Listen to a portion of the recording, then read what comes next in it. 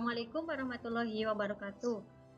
Pada kesempatan kali ini, saya akan menyampaikan materi mengenai asuhan keperawatan pada anak dengan sindroma nefrotik. Ini adalah salah satu ilustrasi kasus sebagai pengantar pada mata kuliah ini, yaitu ada anak Sony, laki-laki, usia 4 tahun, datang ke rumah sakit dengan keluhan utama bengkak pada kakinya.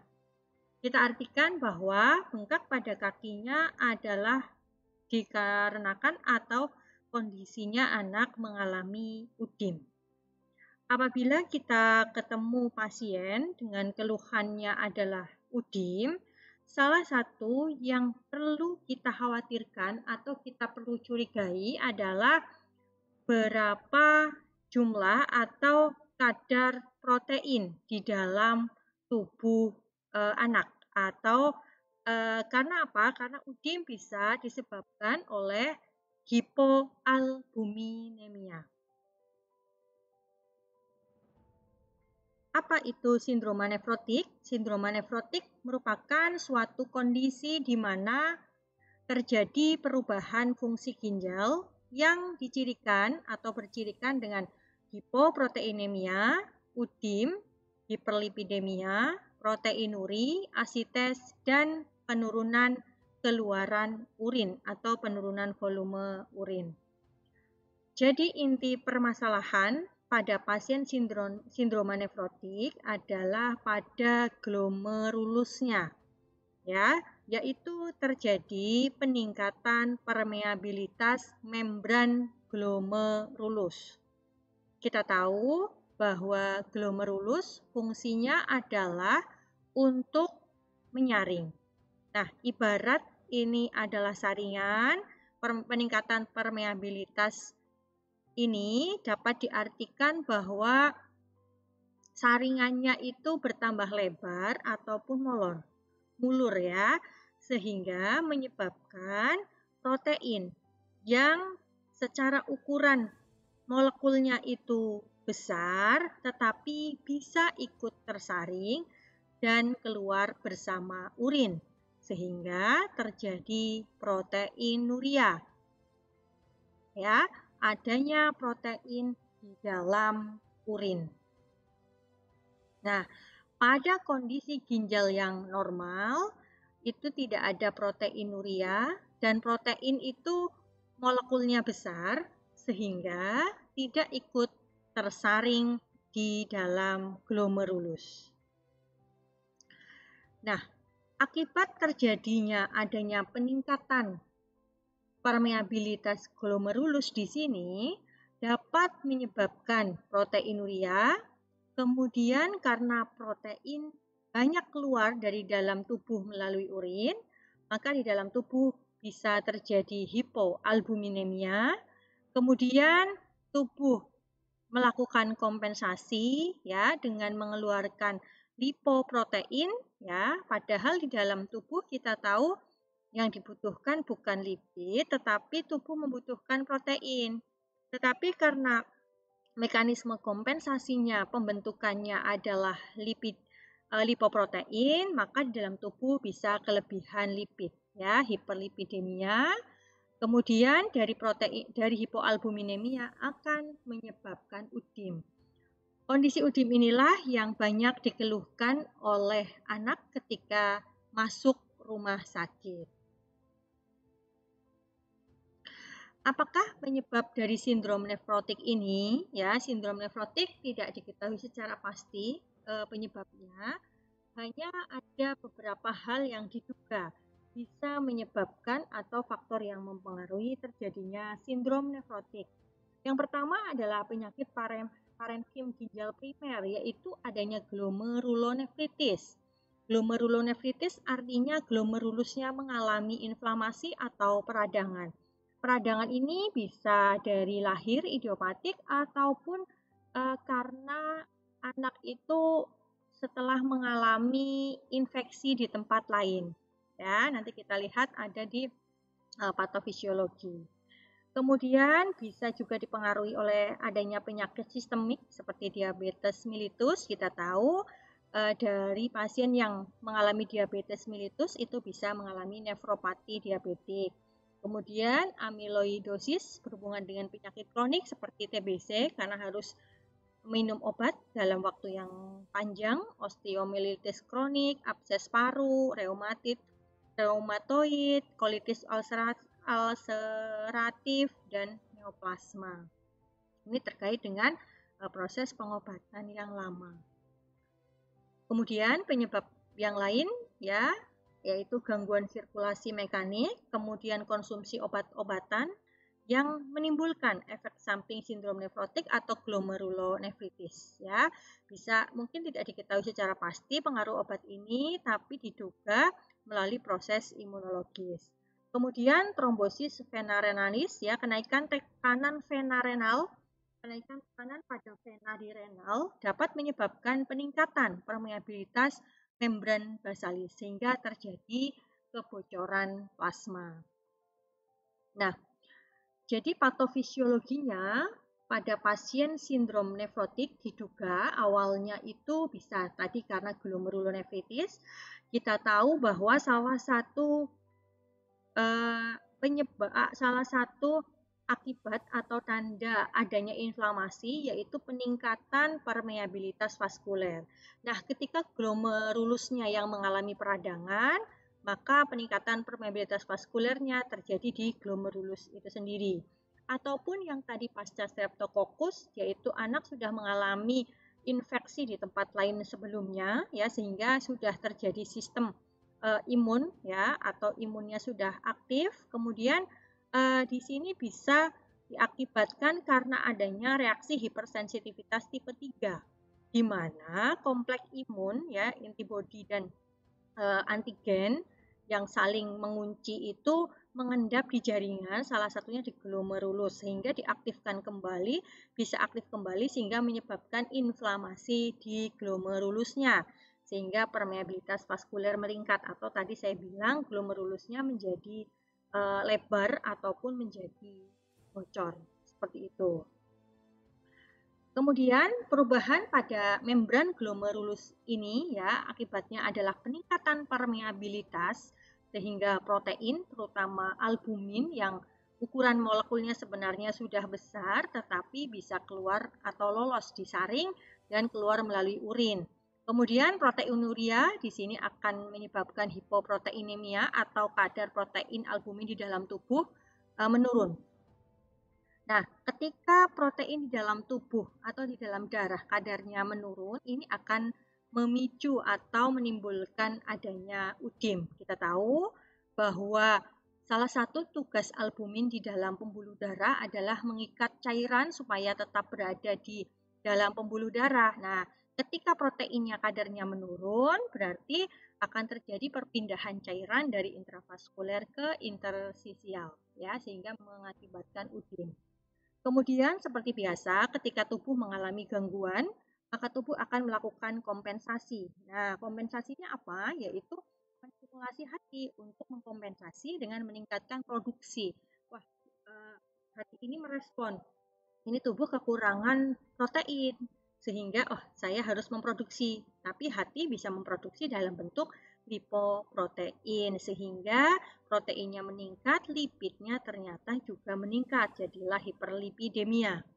Kemudian bila hati sudah tidak mampu mengkompensasi, maka bisa terjadi kerusakan metabolisme lemak dan protein di dalam hati. Kemudian tadi sudah perpindahan protein keluar, sistem vaskuler itu akan terjadi udim. Kita tahu bahwa udim adalah perpindahan cairan dari intravaskuler ke intersisial sehingga bisa menyebabkan banyaknya cairan atau jumlah cairan di intravaskuler juga mengalami penurunan ya. Bisa terjadi hipovolemia meskipun anaknya tampak gede yaitu karena udim. Penurunan volume vaskuler ya di sini kalau sampai cairan di dalam intravaskuler atau di dalam pembuluh darahnya mengalami penurunan, maka akan terjadi mekanisme kompensasi di sistem cairan dan elektrolit, yaitu ada renin angiotensin, kemudian aldosteron ADH, aldosteron dan antidiuretik hormon kita tahu tugasnya nanti akan menyerap cairan kembali di tubulus ginjal. Jadi tubulus ginjal akan menyerap cairan lebih banyak dan kondisi ini itu akan menyebabkan volume urin menurun, kemudian cairan yang diserap lebih banyak, ini juga bisa memperberat adanya atau memperberat kondisi udim. Tuh. Nah, kemudian dari perjalanan penyakit sedemikian rupa, maka manifestasi klinis atau tanda gejala pada anak dengan sindroma nefrotik yaitu adanya udim. Udim itu bisa terjadi di wajah, jadi wajahnya itu kita sebutnya moon face, ya seperti bulan karena bulat karena udim. Kemudian juga di sekitar mata, ya udim palpebra namanya. Kemudian bisa juga pembengkakan pada labia pada anak perempuan dan skrotum pada anak laki-laki karena skrotum itu adalah salah satu jaringan yang menggantung, jadi cairan akan lebih banyak lari ke sana. Kemudian idim anasarga di seluruh tubuh, kemudian bisa juga ada di rongga peritoneum yang disebut asites. Dengan adanya udim ini, maka berat badan anak jika ditimbang itu bisa meningkat. Kemudian volume urin menurun tadi kalau sudah terjadi mekanisme kompensasi ya. Kadang dengan volume urin menurun ini sehingga urin bisa berwarna lebih pekat ya serta berbusa. Kemudian kulit pucat, anak juga bisa menjadi irritable ataupun mudah lelah ataupun penurunan kesadaran. Mudah lelah di sini karena anak kekurangan protein, kemudian letargi atau penurunan kesadaran bisa terjadi pada anak yang mengalami hipovolemia, ya cairan di dalam pembuluh darahnya menurun karena banyak berpindah ke rongga interstisial. Kemudian bisa juga karena protein itu kadarnya di dalam tubuh sedikit ataupun kurang, bisa menyebabkan anak mudah terjadi infeksi, antara lain selulitis, pneumonia, peritonitis ya akibat dari asistes ya, kemudian bisa juga terjadi sepsis. Ya, karena tadi volume urinnya menurun jika itu berkepanjangan bisa terjadi juga azotemia atau peningkatan kadar ureum kreatinin di dalam darah. Kemudian karena ada sistem pengaktifan renin, angiotensin dan aldosteron, di sini juga bisa mengakibatkan tekanan darah anak meningkat ya. Bisa normal tapi bisa juga meningkat sedikit sehingga pada anak dengan kondisi sindroma nefrotik kita sebagai perawat harus memonitor tekanan darah pada anak. Kemudian bagaimana penata laksanaan? Prinsip penata laksanaan pada pasien dengan sindroma nefrotik tujuannya adalah yang pertama, mengurangi ekskresi protein dalam urin dan mempertahankan urin terbebas ya dari protein. Jadi untuk mengurangi proteinuria tentu saja kita harus memperbaiki kondisi glomerulusnya. Ya, peningkatan permeabilitas ini harus diatasi. Caranya bagaimana? Dengan pemberian obat antiinflamasi atau kortikosteroid. Ya. Kemudian mencegah infeksi akut yang diakibatkan karena protein dalam tubuh menurun, ya, sehingga menurunkan sistem kekebalan tubuh. Ya, ini bisa diatasi dengan pemberian protein. Ya, tetap diberikan protein tapi dalam jumlah yang terbatas. Kemudian mengontrol udim. Mengontrol udim kita tahu caranya adalah membatasi asupan cairan dan membatasi asupan garam ya. Jadi dietnya adalah diet rendah garam. Kalau proteinnya protein sedang ya. Kemudian untuk cairan ya tidak kita istilahnya batasi sekali tetapi kita berikan cairan sesuai dengan kebutuhan pasien saja ya. Sesuai dengan kebutuhan pasien. Kemudian pada pasien sindroma nefrotik itu juga harus diukur balance cairannya setiap shift ya. Jadi harus dihitung asupan cairan dan pengeluaran cairan. Untuk pengeluaran cairan pada anak-anak caranya kita bisa minta anak untuk buang air kecil di pispot, kemudian kita tampung dalam botol aqua ya. Dan setiap 8 jam harus kita hitung berapa pengeluaran urin dan kita hitung balance cairannya ya, setiap shift atau setiap 8 jam. Kemudian meningkatkan nutrisi, di sini adalah kualitas nutrisinya, tapi tetap harus diet rendah garam, ya, protein sedang. Kemudian mengembalikan penyesuaian dari gangguan proses metabolisme di dalam tubuh. Kemudian terapi obat, ya, standar terapi obat pada pasien sindroma nefrotik adalah pemberian prednison tadi, kortikosteroid ataupun antiinflamasi. Yang pertama adalah prednison. Prednison akan menghentikan keluarnya protein dari darah ke dalam urin karena dia fungsinya untuk memperbaiki glomerulonefritisnya. Jika telah terjadi resisten atau relapse, ya, kambuh, ya, atau sudah ketergantungan dengan prednison, obat pilihan kedua bisa obat-obatan sitotoksik, ya, siklofosfamid, klorambucil ataupun siklosporin. Ya, ini rutin yang diberikan adalah prednison biasanya. Kemudian memungkinkan untuk mengurangi relapse bisa juga diberikan siklofosfamid yang digabung dengan prednison. Setiap 2-3 bulan harus diperiksa leukositnya, ya, ataupun setiap 3 minggu diperiksa leukositnya untuk tahu, karena obat ini bisa menekan, ini obat menekan sistem imun sehingga kadar leukosit juga harus dikontrol. Jadi obatnya adalah obat jangka panjang, ya, dengan kortikosteroid ini karena untuk memperbaiki fungsi glomerulusnya.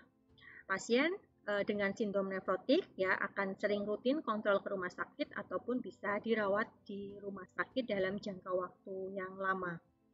Kemudian, ya, ketika kita tadi ketemu pasien yang curiga dengan sindrom nefrotik atau datang dengan udim, apa yang perlu kita kaji? Yaitu yang pertama sistem urinaria.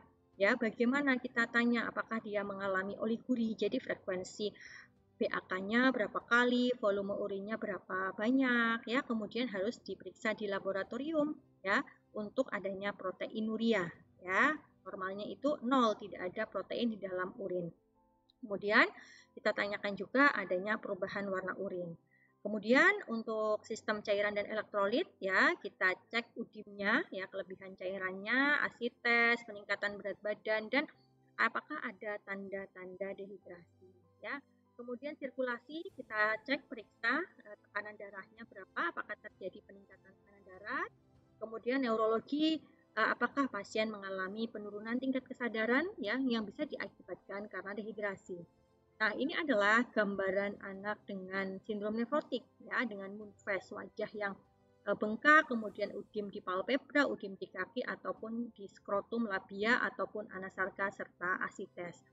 Nah, sistem pernafasan juga perlu kita kaji, frekuensi nafas, apakah pasien mengalami sesak nafas dan takyipnu. Ya, sesak nafas di sini bisa diakibatkan karena asites, ya, yang menyebabkan perutnya itu membesar atau membuncit sehingga menekan diafragma.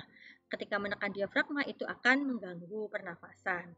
Kemudian karena pasiennya kurang protein, ini juga bisa menyebabkan lemes, ya, malaise dan kelemahan. Di sini perlu dikaji pada sistem mobilitasnya, ya, aktivitas yang bisa dilakukan oleh pasien. Kemudian masalah keperawatan yang mungkin muncul pada pasien dengan sindrom nefrotik adalah kelebihan volume cairan, itu adalah masalah yang utama, tapi apabila pasien mengalami sesak nafas, ya, tentu saja ini menjadi masalah utama juga, ya, yaitu ketidakefektifan pola nafas, serta kalau malaise, kemudian gangguan protein, kekurangan protein yang berat itu juga bisa mengalami defisit nutrisi. Nah, pada kelebihan volume cairan, perawat itu wajib, ya, wajib untuk menyampaikan bahwa dietnya adalah rendah garam. Garam di sini termasuk natrium, ya. Kita tahu bahwa anak-anak menyukai makanan-makanan yang gurih ataupun cemilan-cemilan yang gurih. Ini perlu kita edukasi pada anak sindrom nefrotik, ya, agar natrium dan garamnya itu dikurangi, ya. Kemudian kita juga wajib untuk memonitor atau menghitung balance cairannya. Ya, kita batasi agar atau kita monitor agar tidak lebih, ya, tidak berlebihan atau tidak positifnya banyak, ya. Kita upayakan bisa maksimal positif 50 cc ataupun 0, ya. 0. Itu kelebihan volume cairan, itu yang wajib diperiksa pada anak. Termasuk kita juga harus selalu periksa TTV-nya, termasuk adanya pemeriksaan tekanan darah. Seperti itu. Nah, kalau pada pasien yang sudah mengalami asites kemudian pola nafas tidak efektif, kita juga harus monitor lingkar perutnya, kemudian kita juga harus atasi pernafasannya dengan pemberian terapi oksigen serta posisi Fowler atau semi Fowler tentu saja lebih nyaman bagi anak yang perutnya membesar dan menekan rongga diafragma. Ya, untuk dietnya kita berikan diet rendah garam dan protein sedang. Protein sedang adalah sesuai dengan kebutuhan anak sekitar 2-3 gram per kilogram berat badan per hari, seperti itu. Demikian materi yang bisa saya sampaikan. Semoga bermanfaat. Assalamualaikum warahmatullahi wabarakatuh.